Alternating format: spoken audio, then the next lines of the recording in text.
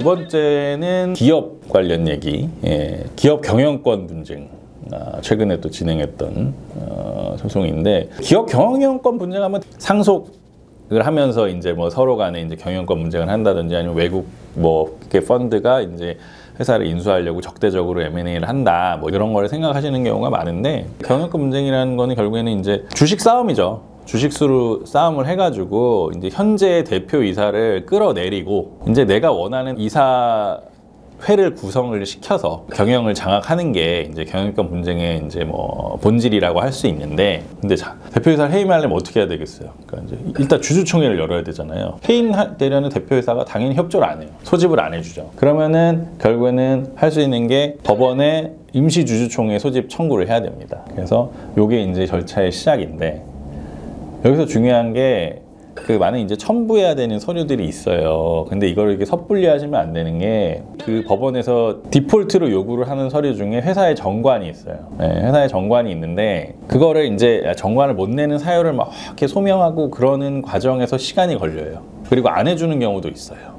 정관 없다고. 그건 어쨌든 노하우를 통해서 어떻게든 설득을 하면 됩니다. 근데 그거에 시간이 또 걸릴 수가 있어요. 보정명령도 나오고 왜 정관을 확보를 못하는지. 그래서 제가 가장 말씀드리고 싶은 건, 회사 정관 사본을, 정관이 변경될 때도 있을 건데 그럴 때마다 꼭 요청해서 받아 놓으셔야 돼요. 그냥 이렇게 우호적일 때는 그거 안 줄 이유가 없거든요. 언제든 뭐 회사의 주주가 되자마자 회사 정관을 무조건 확보를 하셔야 되고, 뭐 나중에 정관 변경을 한다 그러면 그 주총에서 어차피 본인이 이제 표결을 할 건데, 그리고 이제 변경이 완료되면 그 정관도 본인한테 달라고 해서 갖고 계셔야 됩니다. 정관 사본이 꼭 굉장히 중요한 요소. 이거는 나중에도 중요한 요소가 됩니다. 그렇고, 자, 이제 그래서 임시주주총회 소집 청구를 해서 이런저런 뭐 소명과 절차를 통해서 결국엔 이제 소집이 허가 결정을 받아냈다라고 하면 이제 그거로 끝나느냐? 그게 아니, 그거는 그냥 주주총회 소집을 하는 거예요. 그냥 언제 내가 하게 해달라 그래서 법원에서 그래 그럼 언제 해라, 이렇게 되는 거지. 그 뒤에 절차는 본인이 진행을 해야 되는 거죠. 그리고 이 소집 허가 결정에서 기본적으로는 이제 소집 청구하는 사람을 의장으로 해달라는 청구 취지도 같이 해야 돼요.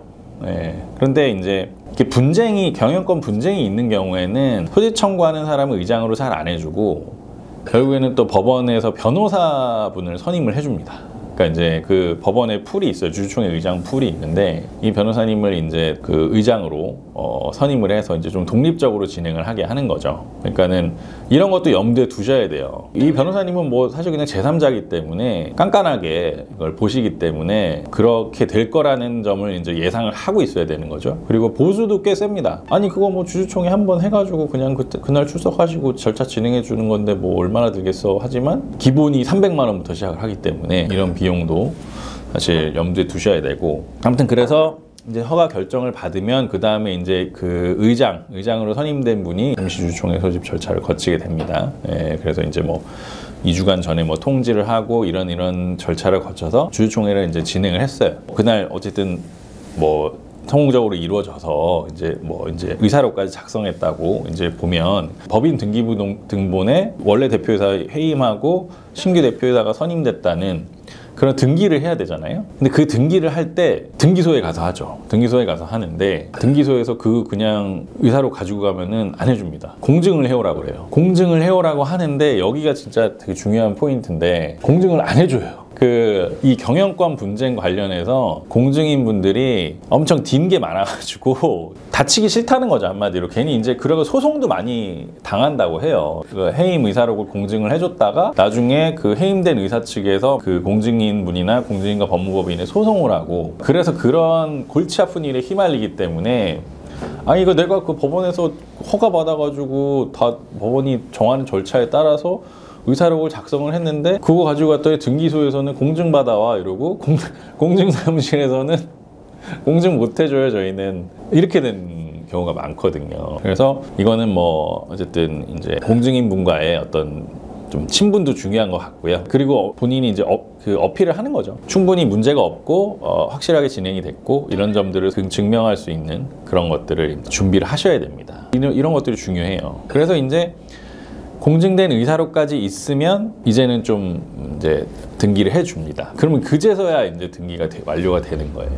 그래서 소규모 주식회사를 운영을 하다가 이런 경우가 되게 많이 생기거든요. 그러니까 이런 거예요. 처음에 설립을 하면서 이제 누구랑 나랑 7대3으로 했어. 되게 안심할 게 아니라는 거예요. 3의 지분으로도 충분히 나를 고달프게 할 수 있기 때문에 내가 미리미리 이런 거를 숙지하고 준비해 놓지 않으면은 나중에 경영권 분쟁이 생겼을 때 어려움을 겪을 수 있다. 뭐 결국에는 되긴 되겠지만 굉장히 오랜 시간이 걸릴 수도 있고, 근데 사실 이런 것들이 시간 싸움인 경우도 굉장히 많거든요. 그 시간 동안 이 많은 것들을 할 수가 있어요. 이 사람이 대표이사로 남아있는 동안 뭐 재산을 빼돌린다면 빼돌릴 수 있고, 뭐 그리고 도망가면 끝이잖아요. 사실 재산 다 빼돌려 놓고 도망가면 뭐 해봐야 뭐 해요.